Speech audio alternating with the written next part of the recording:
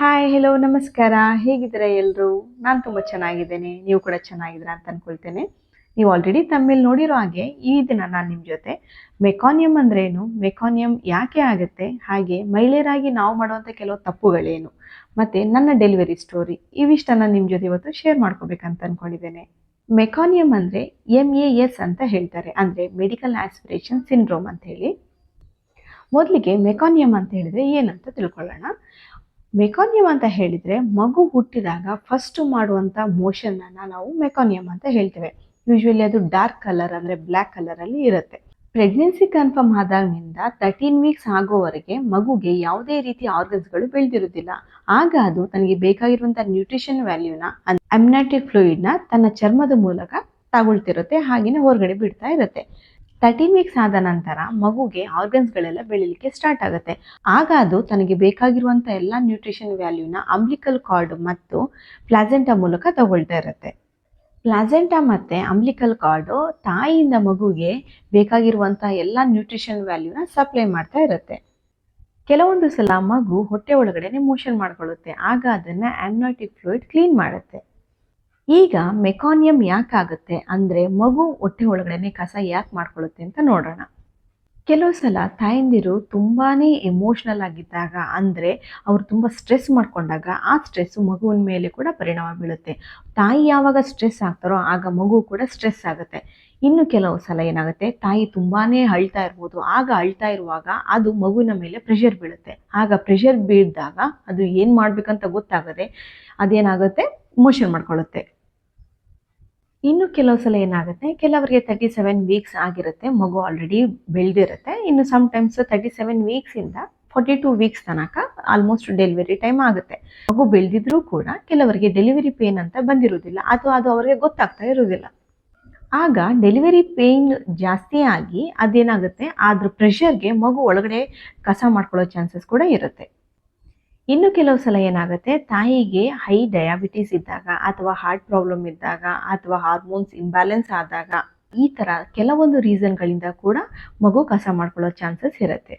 ಹಾಗೆಯೇ ತಾಯಿ ಈ ಡ್ರಿಂಕ್ಸ್ ಮಾಡೋದಾಗಿರ್ಬೋದು, ಸ್ಮೋಕಿಂಗ್ ಆಗಿರ್ಬೋದು, ಅಥವಾ ಡ್ರಗ್ಸ್ ತಗೊಳ್ಳೋದಾಗಿರ್ಬೋದು, ಈ ಎಲ್ಲ ಕಾರಣಗಳಿಂದ ಕೂಡ ಮಗುಗೆ ಕಸ ಮಾಡ್ಕೊಳ್ಳೋಕ್ಕೆ ಕಾರಣ ಆಗ್ತವೆ.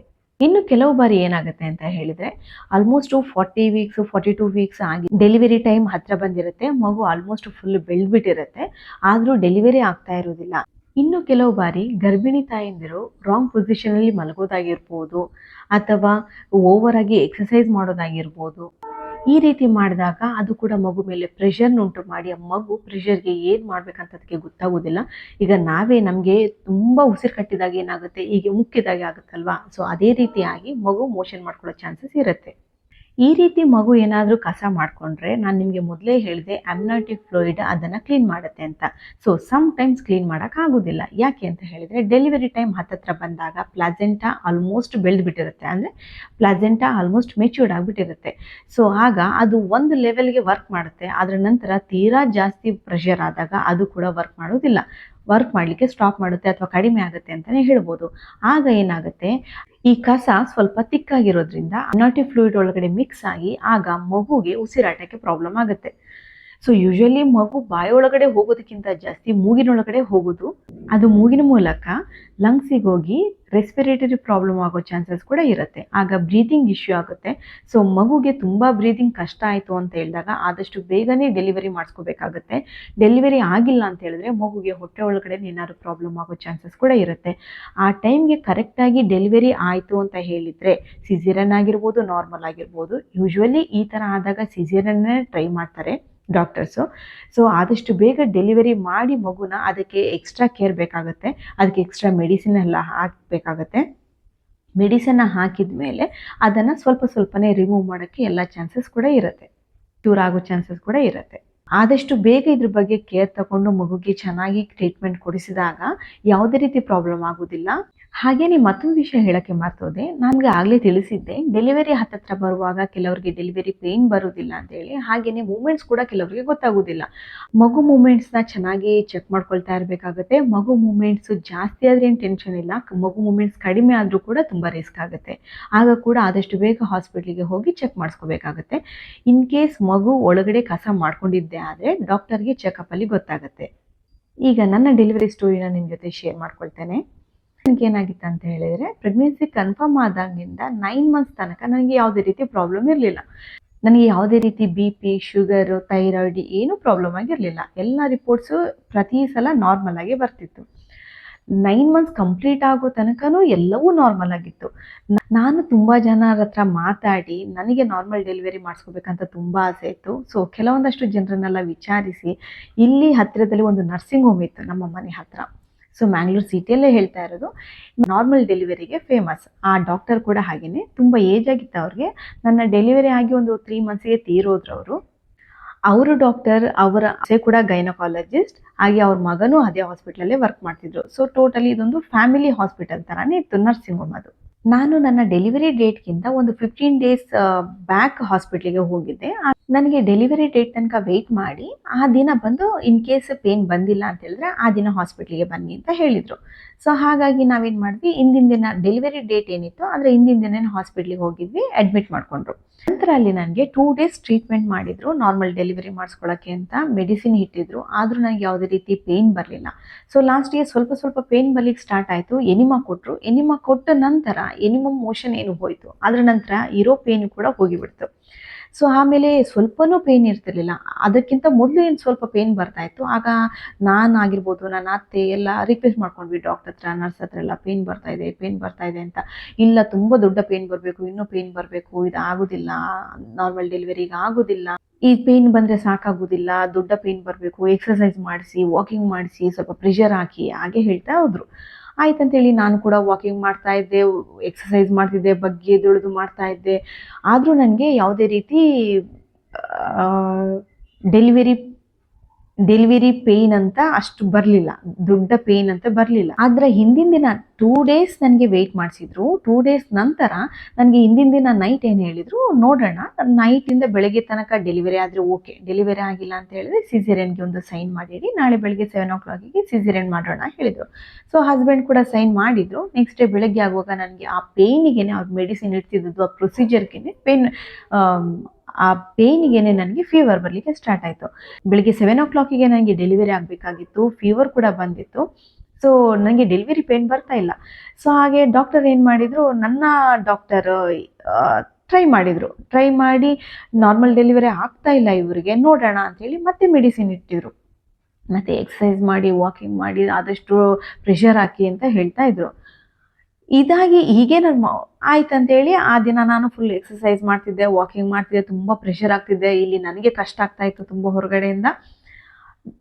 ಅವರ ಡಾಕ್ಟರ್ದು ಸೊಸೆ ಏನು ಮಾಡಿದರು, ಮತ್ತೊಂದ್ಸಲ ರಿಪೋರ್ಟ್ ನೋಡಿ ಎಲ್ಲ ರಿಪೋರ್ಟು ನಾರ್ಮಲ್ ಆಗಿದೆ, ಮತ್ತೆ ಯಾಕೆ ನಾರ್ಮಲ್ ಡೆಲಿವರಿ ಆಗ್ತಾ ಇಲ್ಲ, ನೋಡೋಣ, ನಾವು ಒಂದ್ಸಲ ಟ್ರೈ ಮಾಡೋಣ ಅಂಥೇಳಿ ಹೇಗೇನು ಮತ್ತಿನ್ನೊಂದ್ಸಲ ಮೆಡಿಸಿನ್ ಇಟ್ಟರು, ಮತ್ತೆ ವಾಕಿಂಗ್ ಮಾಡೋಕ್ಕೆ ಹೇಳಿದ್ರು, ಮತ್ತೆ ಎಕ್ಸಸೈಸ್ ಮಾಡೋಕ್ಕೆ ಹೇಳಿದರು. ಸೊ ಬೆಳಗ್ಗೆ 7 o'clockಗೆ ಡೆಲಿವರಿ ಆಗಬೇಕಾಗಿತ್ತು. 2 o'clock ತನಕ ನಾನು ಎಕ್ಸಸೈಸ್ ಮಾಡಿದ್ದೀನಿ, ವಾಕಿಂಗ್ ಮಾಡಿದ್ದೀನಿ, ಆದಷ್ಟು ಪ್ರೆಷರ್ ಹಾಕಿದ್ದೀನಿ. ಸೊ ಆಗ್ತಾ ಇಲ್ಲ, ಏನೋ ದೊಡ್ಡ ಪೇಯ್ನ್ ಬರ್ತಾ ಇಲ್ಲ ಅಂತ ಹೇಳಿದ್ರು. ಒಳಗಡೆ ಕರ್ಕೊಂಡೋಗಿ 2 ಫಿಂಗರ್ಸ್ ಅಷ್ಟು ಆಗಿದೆ, ಇನ್ನೇನು ಡೆಲಿವರಿ ಆಗುತ್ತೆ ಅಂತ ಹೇಳಿದ್ರು. ಪ್ರೊಸೀಜರ್ ಸ್ಟಾರ್ಟ್ ಮಾಡಿದರು ನಾರ್ಮಲ್ ಡೆಲಿವರಿಗೆ ಅಂತ. ಆಗ ನೀರು ತೆಗೆಯುವಾಗ ಅವ್ರಿಗೆ ಗೊತ್ತಾಗಿದೆ ಅನಿಸುತ್ತೆ, ನನ್ನ ಮಗು ಮೋಷನ್ ತಿಂದಿದೆ. ನಾರ್ಮಲ್ ಡೆಲಿವರಿಗೆ ಅಂತ ರೆಡಿ ಮಾಡ್ಕೊಳ್ತಿದ್ದವರು ಸಡನ್ ಆಗಿ ನನಗೆ ಆಪ್ರೇಷನ್ ಥಿಯೇಟರ್ಗಳು ಹೋಗುವಾಗ ಹಾಕ್ತಾರಲ್ಲ ಆ ಡ್ರೆಸ್ ಹಾಕ್ಲಿಕ್ಕೆ ಸ್ಟಾರ್ಟ್ ಮಾಡಿದರು. ನಾನು ಅಲ್ಲೇ ನರ್ಸನ್ನ ಕೇಳಿದೆ, ಏನಾಯಿತು ಸಿಸ್ಟರ್, ಏನು ಪ್ರಾಬ್ಲಮ್ ಅಂತೇಳಿ.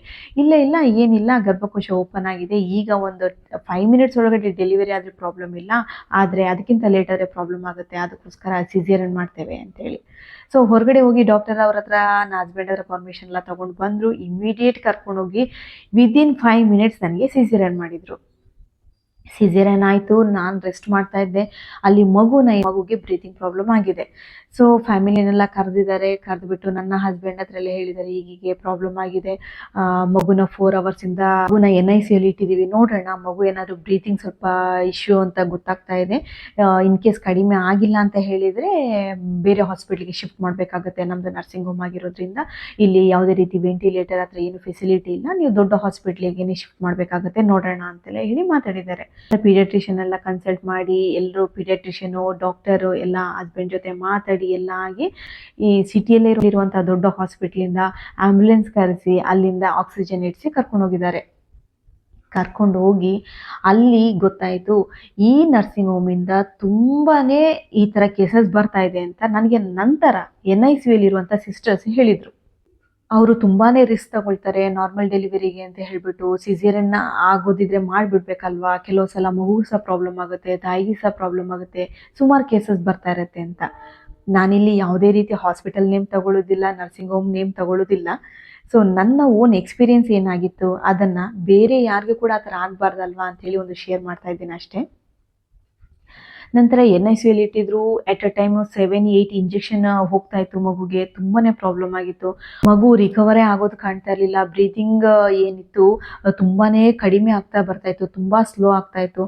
ಆಗ ಡಾಕ್ಟರ್ ಪೀಡಿಯಾಟ್ರಿಷಿಯನ್ ಏನಿದ್ರು ಹಾಸ್ಪಿಟಲಲ್ಲಿ, ಅವರು ಹಸ್ಬೆಂಡನ್ನು ಕರೆದು ಹೇಳಿದ್ರಂತೆ, ಪ್ರಯತ್ನ ನಾವು ಮಾಡ್ತಾ ಇದ್ದೇವೆ, ಇನ್ನು ದೇವರಿಗೆ ಬಿಟ್ಟಿದ್ದು, ನೀವು ದೇವ್ರ ಹತ್ರ ಪ್ರಾರ್ಥನೆ ಮಾಡ್ಕೊಳ್ಳಿ, ನೋಡೋಣ, ಇನ್ ಕೇಸ್ ವೆಂಟಿಲೇಟರ್ ಕೂಡ ಹತ್ರದಲ್ಲಿ ಇಟ್ಟಿದ್ದೀವಿ, ಮಗು ಬ್ರೀದಿಂಗ್ ಇಂಪ್ರೂವ್ ಆಯಿತು ಅಂತ ಹೇಳಿದರೆ ಓಕೆ, ಇಲ್ಲಾಂದರೆ ವೆಂಟಿಲೇಟರ್ಗೆ ಹೋಗಬೇಕಾಗತ್ತೆ. ಒಂದು ಸಲ ವೆಂಟಿಲೇಟರ್ಗೆ ಹೋದರೆ 75% ಚಾನ್ಸಸ್ ಇರುವುದಿಲ್ಲ ಮಗು ಉಳಿಯುವಂಥದ್ದು ಅಂತ ಹೇಳಿದ್ರಂತೆ. ನನ್ನ ಹಸ್ಬೆಂಡ್ಗೆ ಎಷ್ಟು ಟೆನ್ಷನ್ ಆಗಿರಬೇಕು. ನಾನು ಒಂದು ಹಾಸ್ಪಿಟ್ಲಲ್ಲಿ, ಮಗು ಒಂದು ಹಾಸ್ಪಿಟ್ಲಲ್ಲಿ. ಆಗ ಮಳೆಗಾಲ ಬೇರೆ, ತುಂಬ ಜೋರು ಮಳೆ, ಟ್ರಾಫಿಕ್ಕು, ಒಂದು ಕಡೆಯಿಂದ ಬೈಕಲ್ಲಿ ಓಡಾಡೋಕ್ಕಾಗೋದಿಲ್ಲ, ಕಾರ್ ತೊಗೊಂಡೇ ಓಡಾಡಬೇಕು, ಒಂದು ಮೂಲೆಯಿಂದ ಇನ್ನೊಂದು ಮೂಲೆಗೆ ಹೋಗಬೇಕು, ನನಗೆ ಫುಡ್ ತಂದುಕೊಡ್ಬೇಕು, ಆ ಕಡೆ ಮಗು ನೋಡ್ಕೋಬೇಕು, ಮಗುನ ಬಿಟ್ಟು ಹೊರಗಡೆ ಹೋಗೋಂಗಿಲ್ಲ. ಫ್ಯಾಮಿಲಿ ಮೆಂಬರ್ಸ್ ಎಲ್ಲ ಇದ್ದರು, ಆದರೂ ಮೇಯ್ನ್ ಡಾಕ್ಟರ್ಸ್ ಎಲ್ಲ ಕಮ್ಯುನಿಕೇಟ್ ಮಾಡ್ತಿದ್ದು ಹಸ್ಬೆಂಡ್ ಹತ್ರ ಅಲ್ವಾ. ತುಂಬಾ ಟಫ್ ಟೈಮ್ ಅಂತ ಹೇಳ್ಬೋದು ಅದು ನನಗೆ. ನನ್ನ ಹಸ್ಬೆಂಡು 2 ಡೇಸ್ ಆದರೂ ನನಗೆ ಯಾವುದೇ ರೀತಿ ವಿಷಯ ಹೇಳಿರಲಿಲ್ಲ. ಮಗುಗೆ ಆಲ್ಮೋಸ್ಟ್ ಡೆಲಿವರಿ ದಿನ ಯಾವುದೇ ರೀತಿ ಹಾಲು ಕೂಡ ಕೊಟ್ಟಿರಲಿಲ್ಲ. ಮಗುಗೆ ಅಲ್ಲಿ ಮೆಡಿಸಿನ್ ಆಗ್ತಾಯಿತ್ತು. ಡೆಲಿವರಿ ಆಗಿ 1 or 2 ಡೇಸ್ ನಂತರ ನನಗೆ ಹೇಳಿದ್ದು, ಸ್ವಲ್ಪ ಹಾಲು ತೆಗೆದ್ಬಿಟ್ಟು ಒಂದು ಸಣ್ಣ ಒಂದು ಇದಕ್ಕೆ ಹಾಕಿ ಕೊಡಬೇಕಾಗತ್ತೆ ಅಂತೇಳಿ. ಸೊ ನಾನಿಲ್ಲಿ ಪಂಪ್ ಮಾಡಿ ಹಾಲು ಕೊಡ್ತಾಯಿದ್ದೆ, ಅದನ್ನು ತೊಗೊಂಡೋಗಿ ಇಂಜೆಕ್ಷನ್ ಸಿರಿಂಜ್ ಮೂಲಕ ಮಗುಗೆ ಕೊಡ್ತಾಯಿದ್ರು, ಹೀಗೆ ಆಗ್ತಾಯಿತ್ತು. ಇಲ್ಲಿ ನಾನು ಆಲ್ಮೋಸ್ಟ್ ಹಾಸ್ಪಿಟ್ಲಿಗೆ ಅಡ್ಮಿಟ್ ಆಗಿ 5-6 ಡೇ ಆಲ್ಮೋಸ್ಟ್ 5-6 ಡೇಸ್ ಆಗೋಗಿತ್ತು. ಸೊ ಇಲ್ಲಿ ಡೆಲಿವರಿ ಆಗಿ ಆದರೂ ಇಷ್ಟೆಲ್ಲ ಪ್ರಾಬ್ಲಮ್ ಆಗಿದ್ರು. ಆ್ಯಕ್ಚುಲಿ ಅದು ಡಾಕ್ಟರ್ಸ್ಗೆಲ್ಲ ಗೊತ್ತಾಗುತ್ತೆ, ನಮ್ಮ ಹತ್ರ ಏನೂ ಹೇಳಿಲ್ಲ ಅವರು. ಮಗು ಇಷ್ಟು ದೊಡ್ಡ ಪ್ರಾಬ್ಲಮ್ ಆಗ್ಬೋದು ಅಂತಲೂ ಹೇಳಿಲ್ಲ, ಏನೂ ಹೇಳಿಲ್ಲ, ಎಲ್ಲನೂ ನಾರ್ಮಲ್ ಆಗಿದೆ, ಜಸ್ಟ್ ಒಂದು ಸಿಸೇರಿಯನ್ ಆಗಿದೆ ಅನ್ನೋ ಥರಾನೇ ಇದ್ದರು ಅವರು. ಡೆಲಿವರಿ ಡಿಸ್ಚಾರ್ಜ್ ಆಗಿ ಡೈರೆಕ್ಟ್ ನಾನು ಮತ್ತೊಂದು ಹಾಸ್ಪಿಟ್ಲಿಗೆ ಹೋದ್ವಿ. ಅಲ್ಲಿ ರೂಮ್ ಮಾಡಿ ಅಲ್ಲಿ ಫಸ್ಟು 3 ಡೇಸು ಮಗು ನಮ್ಮ ಜೊತೆ ಇರಲಿಲ್ಲ, NICU ಅಲ್ಲೇ ಇತ್ತು. ಸೊ ನಾನು ನಿಮ್ಗೆ ಆಗಲೇ ಹೇಳಿದ್ನಲ್ವಾ, ಮಗು ವೆಂಟಿಲೇಟರ್ ಹೋದರೆ ಒಂದು 75% ಚಾನ್ಸಸ್ ಇರೋದಿಲ್ಲ ಅಂತ. ಸೊ ದೇವ್ರ ದಯೆಯಿಂದನೇ ಏನೋ ನಮಗೆ 2 ಡೇಸ್ ನಂತರ ಇಂಪ್ರೂವ್ ಆಗಲಿಕ್ಕೆ ಸ್ಟಾರ್ಟ್ ಆಯಿತು ಬ್ರೀದಿಂಗ್. ಆಗ ಸ್ವಲ್ಪ ಧೈರ್ಯ ಬಂತು. ಅದರ ನಂತರ ಹಸ್ಬೆಂಡ್ ನನಗೆ ವಿಷಯ ಹೇಳಿದರು. ನಾನೇನು ಮಾಡಿದ್ರು, ನನ್ನದೇ ಪೇಯ್ನ್, ನನಗೆ ಮಗುದೊಂದು ಟೆನ್ಷನ್ನು. ಸೊ ಹೇಗೂ ಡಿಸ್ಚಾರ್ಜ್ ಆಯಿತು. ಅಲ್ಲಿಂದ ಡೈರೆಕ್ಟ್ ಇನ್ನೊಂದು ಮಗು ಇದ್ದ ಹಾಸ್ಪಿಟ್ಲಿಗೆ ಹೋದ್ವಿ. ಅಲ್ಲಿ ರೂಮ್ ಬುಕ್ ಮಾಡಿದ್ವಿ, ಅಲ್ಲಿದ್ವಿ. ಅದಾಗಿ 2 ಡೇಸ್ಗೆ ಮಗುನ ನಮಗೆ ಕೊಟ್ಟರು. ಡೇ ಬೈ ಡೇ ಇಂಪ್ರೂವ್ ಆಗ್ತಾ ಹೋಯಿತು ಮಗು. ಅಲ್ಲಿ ಒಂದು 7 ಡೇಸ್ ಇದ್ವಿ. 7 ಡೇಸ್ ಅಲ್ಲಿ ಮುಗಿಸಿ, ಟ್ರೀಟ್ಮೆಂಟ್ ಎಲ್ಲ ಮುಗಿಸಿ ಫೈನಲಿ ನಾವು ಮನೆಗೆ ಕರ್ಕೊಂಡು ಬಂದ್ವಿ. ಮನೆಗೆ ಕರ್ಕೊಂಡು ಬಂದು ಒಂದು 2 ಮಂತ್ಸ್ ತನಕ ತುಂಬ ಮೆಡಿಸಿನ್ ಇತ್ತು. ಲೈಕ್ ಸಿರಪ್ ಎಲ್ಲ ತುಂಬ ಇತ್ತು. ಆ ಕೋರ್ಸ್ ಎಲ್ಲ ಕಂಪ್ಲೀಟ್ ಮಾಡಿದ್ವಿ. ದೇವ್ರ ದಯೆಯಿಂದ ನಮ್ಮ ಮಗು ನಮಗೆ ಉಳ್ದ. ನೀವಿಲ್ಲಿ ನೋಡ್ತಿರ್ಬೋದು, ನಾನು ಸ್ಕ್ರೀನ್ ಮೇಲೆ ಫೋಟೋ ಹಾಕಿರ್ತೇನೆ ನನ್ನ ಮಗುದು ಹೇಗಿದ್ದ ಅಂತೇಳಿ. ತುಂಬ ಫೀಲ್ ಆಗುತ್ತೆ. ನಾವೊಂದು ತುಂಬ ಆಸೆ ಪಟ್ಕೊಂಡಿರ್ತೀವಿ, ನಮಗೆ ನಾರ್ಮಲ್ ಡೆಲಿವರಿ ಆಗಬೇಕು, ನಮ್ಗೆ ಒಳ್ಳೆ ರೀತಿಯಲ್ಲಿ ಡೆಲಿವರಿ ಆಗಿ ಮಗು ಬರಬೇಕು, ಮಗು ಆರೋಗ್ಯವಾಗಿರಬೇಕು, ನಾವು ಆರೋಗ್ಯವಾಗಿರಬೇಕು ಅಂತ. ನಂತರ ಯಾರೂ ಸಹ ಮಿಸ್ಟೇಕ್ ಮಾಡೋಕ್ಕೆ ಹೋಗಬೇಡಿ. ನಾರ್ಮಲ್ ಡೆಲಿವರಿ ಆಗಬೇಕು, ಹೌದು, ಹಾಗಂತ ನಾರ್ಮಲ್ ಡೆಲಿವರಿ ಆಗಬೇಕು ಅಂತೇಳಿ ಟ್ರೈ ಮಾಡಿ ಅದು ಲಾಸ್ಟಿಗೆ ನಮ್ಮ ಮಗುಗೆ, ನಮ್ಮ ಹೆಲ್ತಿಗೆ ಪ್ರಾಬ್ಲಮ್ ಆಗಬಾರ್ದಲ್ವಾ. ನನ್ನ ವಿಷಯದಲ್ಲಿ ಆಗಿದ್ದು ಅದೇ. ನಾನು ಎಲ್ಲರ ಹತ್ರ ರಿಕ್ವೆಸ್ಟ್ ಏನು ಮಾಡ್ಕೊಳ್ಳೋದು ಅಂತ ಹೇಳಿದರೆ, ಒಂದು ಲಿಮಿಟ್ ಇದೆ. ನಾರ್ಮಲ್ ಡೆಲಿವರಿಗೆ ಟ್ರೈ ಮಾಡೋದಕ್ಕೆ ಒಂದು ಲಿಮಿಟ್ ಇದೆ, ಅಲ್ಲಿ ತನಕ ಟ್ರೈ ಮಾಡಿ. ಅದರ ನಂತರ ನೀವು ಡಾಕ್ಟರ್ಸ್ ಹತ್ರ ಹೇಳಿಬಿಡಿ, ನನಗೆ ನಾರ್ಮಲ್ ಡೆಲಿವರಿ ಆಗಿಲ್ಲ ಅಂದರೆ ಪರವಾಗಿಲ್ಲ, ಸಿಸೇರಿಯನ್ ಮಾಡಿ, ಬಟ್ ಯಾವುದೇ ರೀತಿ ಮಗುಗೆ ಆಯಿತು ನಮಗೆ ಪ್ರಾಬ್ಲಮ್ ಆಗಬಾರ್ದು ಅಂತೇಳಿ.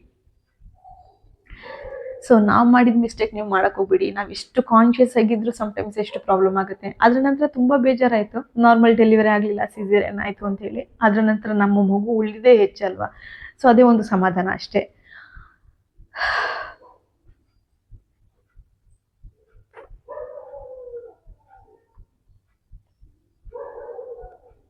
ನಾನು ಮಾಡಿದ ಮಿಸ್ಟೇಕು ಕೂಡ ಅದೇ. ಅವರು ಪ್ರೆಷರ್ ಹಾಕಬೇಕು, ವಾಕಿಂಗ್ ಮಾಡಬೇಕು, ಎಕ್ಸಸೈಸ್ ಮಾಡಬೇಕು ಅಂತ ಹೇಳಿದಾಗ ಲಾಸ್ಟ್ ಡೆಲಿವರಿ ದಿನ ಬೆಳಗ್ಗೆ 7 o'clock-ಇಂದ 2 o'clock ತನಕ ಎಕ್ಸಸೈಸ್ ಮಾಡಿದ್ದೀನಿ. ಬಗ್ಗೋದು, ಎದ್ದೇಳೋದು, ಕುತ್ಕೊಳ್ಳೋದು, ಎದ್ದೇಳೋದು, ಹೀಗೆ ತುಂಬ ಎಕ್ಸಸೈಸ್ ಮಾಡಿದ್ದೀನಿ, ವಾಕಿಂಗ್ ಮಾಡಿದ್ದೀನಿ. ಈಗ ನನಗೆ ಅದು ಎನಿಸುವಾಗ ತುಂಬ ಫೀಲ್ ಆಗ್ತಿದೆ. ಆಗ ನನಗೆ ಹೊರಗಡೆಯಿಂದ ಏನೋ ಕಷ್ಟ ಆಗ್ತಿತ್ತು, ಬಟ್ ನನ್ನ ಕಷ್ಟಕ್ಕಿಂತ ಜಾಸ್ತಿ ಮಗುಗೆ ಎಷ್ಟು ಕಷ್ಟ ಆಗಿರ್ಬೋದು ಹೊಟ್ಟೆ ಒಳಗಡೆ ಅಂತೇಳಿ ಅದೊಂಥರ ಇಮ್ಯಾಜಿನ್ ಮಾಡ್ಕೊಂಡ್ರೆ ತುಂಬ ಹರ್ಟ್ ಆಗುತ್ತೆ, ತುಂಬ ನೋವಾಗುತ್ತೆ.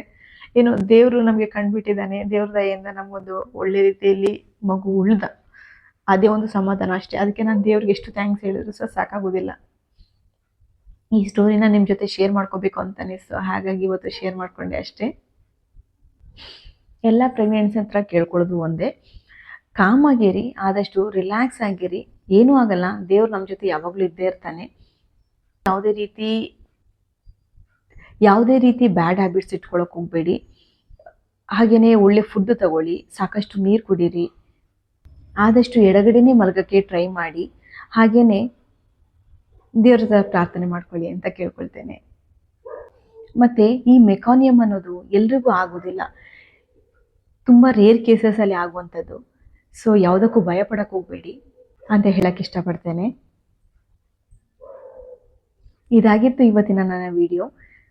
ಸೊ ಈ ಮೆಕಾನಿಯಮ್ ಹಾಗೆ ನನ್ನ ಡೆಲಿವರಿ ಸ್ಟೋರಿ ನಿಮ್ಗೆ ಇಷ್ಟ ಆಗಿರ್ಬೋದು ಅಂತ ಅಂದ್ಕೊಳ್ತೀನಿ. ಈ ವಿಡಿಯೋ ನಿಮ್ಗೆ ಇಷ್ಟ ಆದರೆ ಪ್ಲೀಸ್ ವಿಡಿಯೋನ ಲೈಕ್ ಮಾಡಿ, ಶೇರ್ ಮಾಡಿ, ಮತ್ತು ನಿಮ್ಮ ಫ್ರೆಂಡ್ಸ್ ಆ್ಯಂಡ್ ಫ್ಯಾಮಿಲಿಗೆ ಕೂಡ ಶೇರ್ ಮಾಡಿ. Thank you all, bye.